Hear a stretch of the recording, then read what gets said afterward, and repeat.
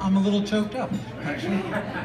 This is very sweet. This is very gratifying. First, let's recognize that Evan Goldman of Federal Realty, let's recognize where we are, right? I mean, in this place, this shows actually what smart growth can be and is in so many places, including the new Pike and Rose, which I am so privileged with my fiance to live. My fiance, Dr. Karen Pitt. So life is good. Life is good. And life is good here, right? Life is good here in part because of developments like this. And we are now at a place where actually we're on the other side of the debates that have roiled our community for a long time.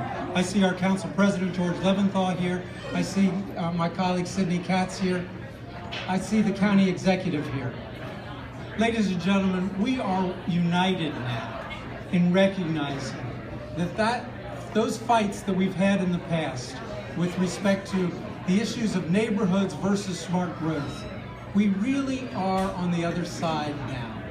In part because I think somebody just shared with me the real estate value in Edgemore. Edgemore is the residential neighborhood immediately adjoining this beautiful space.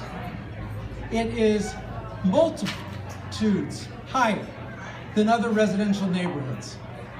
And that was the conversation we had with our Lux Manor community, our Garrett Park community, when we were talking about White Flint. But this does not happen without a vision, and it does not happen without organizations like CSG. Ladies and gentlemen, what separates the Coalition for Smarter Growth from so many other advocacy organizations is that they produce, okay? They don't just send out a little letter or knock on your door. They galvanize thousands of people to come together and make these things happen. And they have done that time and time again. They are among the best partners any of us could work with. And that is a tribute, let's really.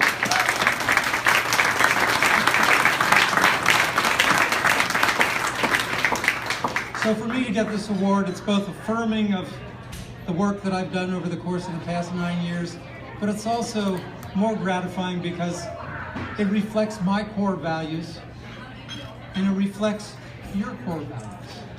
We are all here because who does not want to have a, quote, livable community, right? And we can have it. We can preserve. I am privileged to represent some of the finest residential neighborhoods in Montgomery County and in the United States of America.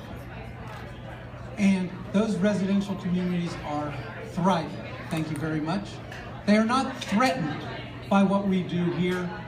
As alluded to earlier, they actually are going to prosper by what we are doing here. They are going to walk here. They enjoy it here. In White Flint, in Pike and Rose, it is such a privilege to literally get out of bed, go to the Starbucks right downstairs, go to the dry cleaner, go to the restaurant, go to the sport and health club. I mean, we have trouble getting out, right? and I do need to get out, but it's like so tempting.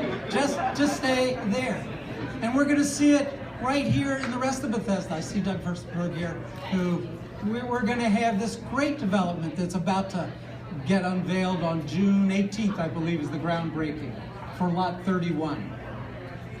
This is all popping. And why? Because everybody really wants the same thing. When I was council president, I held a series of conferences about shaping the future and adapting to change. And we brought in the Googles of the world and we said, where would you like to be?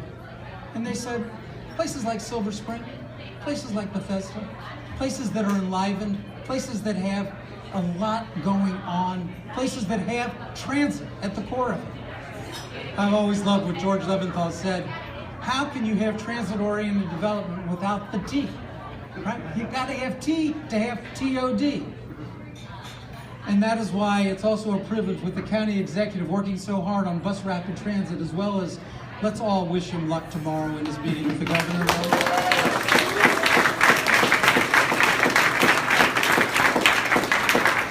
we do need to persuade him, and I know that the county executive really, and Rashard Baker, George Leventhal, all of us are working so hard to create a context in which we get the Purple Line. It is so terribly important. So we want transit because we know millennials, as was alluded to earlier, they're not having cars. Thank you, millennials. Right? Senior citizens, guess what? They really don't want to drive in this traffic. Right? They want places where they can walk. People like the Marriotts of the world, they say, I need people that want to work for me, and they don't want to work in the old office parks. They want to work where there's transit. Our employers, our millennials, our seniors, all want the same thing, and our county now is committed to delivering that. And it is such a privilege. We have work to do. We worked with Stuart at the Council of Governments level because we're trying to change how the Council of Governments and our transportation policies actually have not taken into account greenhouse gas emission reductions. Well, you're not going to get people to move to transit if you ignore one of the great benefits of transit, which is reducing our carbon emissions. And so we've worked very closely with Stuart. We're making progress there. And as Stuart alluded to, one of the big things, I don't think Casey Anderson is here, but Casey Anderson really, ladies, let's give it up for him anyway, because Casey Anderson is just the person we need at our county level to lead us in this direction. He's so committed to it, and he's so thoughtful with respect to us. And what we hope will come about is changes in our traffic test, because now what we do is we measure how far the cars back up. And then we have solutions that basically say, well, we better improve the intersection. Well, actually, that's really not what we want to do. What we really want to do is we want to get people in transit. So we want different outcomes. And if you measure certain things, it leads you to certain outcomes. If you measure it differently, it will lead you to a different outcome. And ladies and gentlemen, we need to get to a different outcome because we've been doing this the same old way for years and producing not the results that we want for a sustainable community, for a community that's popping economically, for a community that is drawing millennials to us. Let me tell you, in my apartment complex at Pike and Rose, we have millennials. We have DC license plates. I joke, it's like robins in spring. Oh my goodness, look who's coming. Okay? We can do this if we do it right.